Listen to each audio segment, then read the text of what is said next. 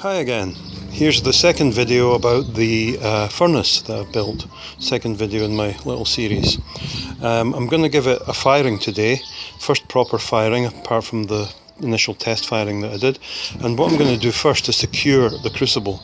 Now I've heard mixed views about curing crucibles, but I'm going to play it safe, and I'm actually following the example of Paul's Garage. This guy Paul, who's got his YouTube channel called Paul's Garage, and he gives a good humoured and entertaining description of how to fire a crucible. So I'm copying him basically, and so according to his ideas, I've had the crucible in the oven that we have in the kitchen for cooking at 185 centigrade, which is equivalent to the 300 Fahrenheit, and that's been in there for an hour and a half just to drive the initial moisture out of it. And then what I'm going to do, or attempt to do on charcoal with a hand crank blower, is to heat the crucible empty to red heat, which is much hotter than you need for aluminium, and then let it cool down again. And then maybe after that we'll see if firing it with some aluminium to melt, or maybe that'll wait till tomorrow. The weather was pretty bad earlier on. It was raining, and I just decided to do this, and then it started to rain and I was pretty disappointed. Forecast was wrong as usual, but it is clearing up now, so fingers crossed I'll be able to get stuck in. A note on the furnace itself, the installation. Jeff, whose channel is a veg oil guy and who designed this furnace, advised me that this ceramic fibre blanket that I'm using to insulate it is not very good for your health. It has been found in certain laboratory studies to be carcinogenic to rats in high quantities, I believe, and generally it gives off particles that shouldn't really be breathed in. So he advised me to cover it, and I'm not ignoring his advice. I will, but I just haven't done it yet, and I'm just tempting Providence and just going to say that I think, you know, for an initial go it's going to be okay, but I will look to doing something about that in the future. So I'll switch off the camera now. Oh, by the way, the last video that I made was about my little boiler that I'm making, a steam boiler, and I had bought a cheap video camera and the sound quality is terrible, so I'm back on my Samsung Galaxy Tab again, which has got better sound quality, but unfortunately it doesn't have any zoom on the video unless there's a setting that I'm not aware of. In the background you may hear my dear lady practicing her piano. It's a constant soundtrack to my life, and a very pleasant one as well.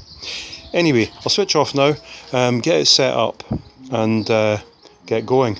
Oh, just before I do, you'll see that I've made a little stand for the crucible, just to lift it above the level of the tuyere, where the air comes into the furnace, to kind of raise the crucible up, mainly to avoid creating a hot spot in the crucible from the air coming in through the pipe.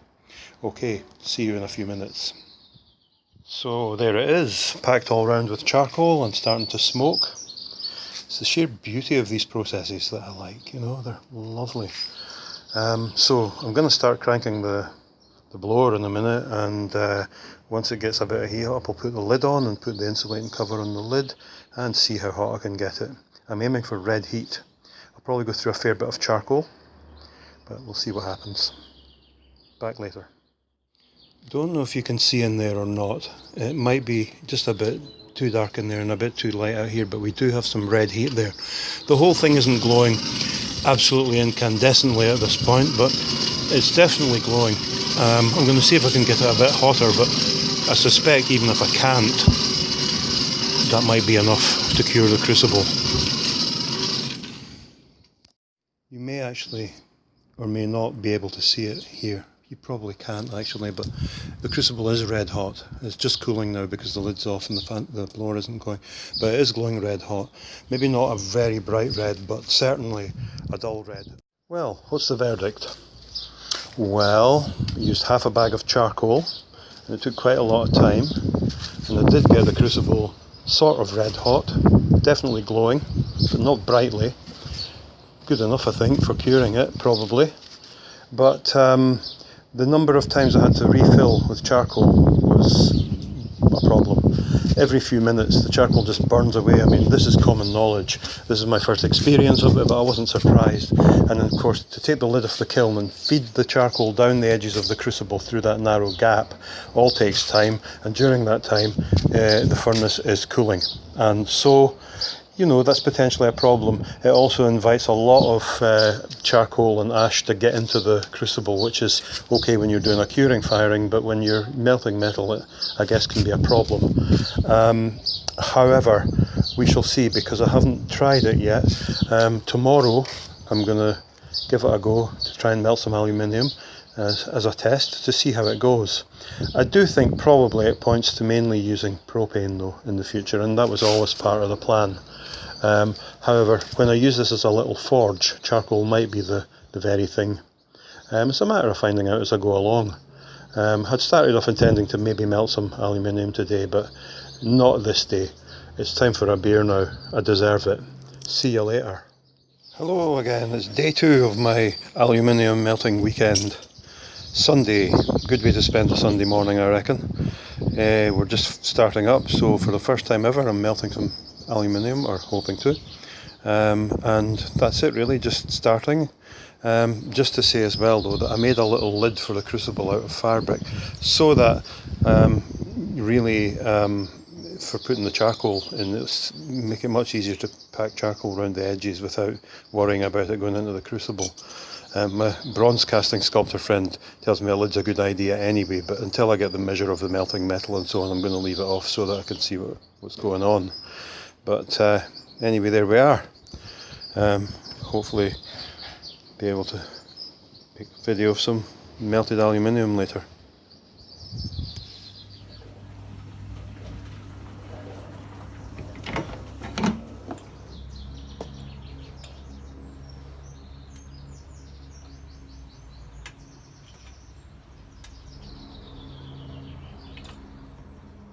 Yay!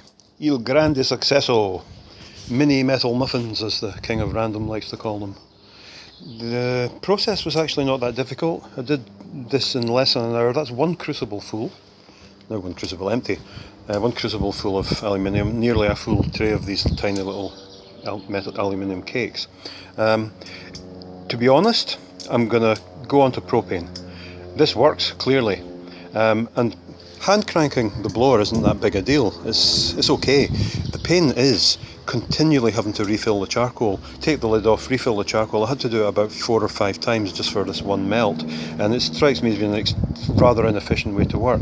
Nice, you know, it's beautiful stuff, charcoal, and it's very elemental, but I think that to be efficient about it, if you're going to be serious about this, you have to go on either propane or oil, and I may actually try both in the fullness of time.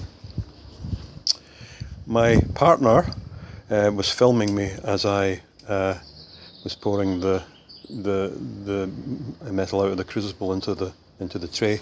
I didn't know she was doing it, but that's the bit of the video that you have just seen. Over and out.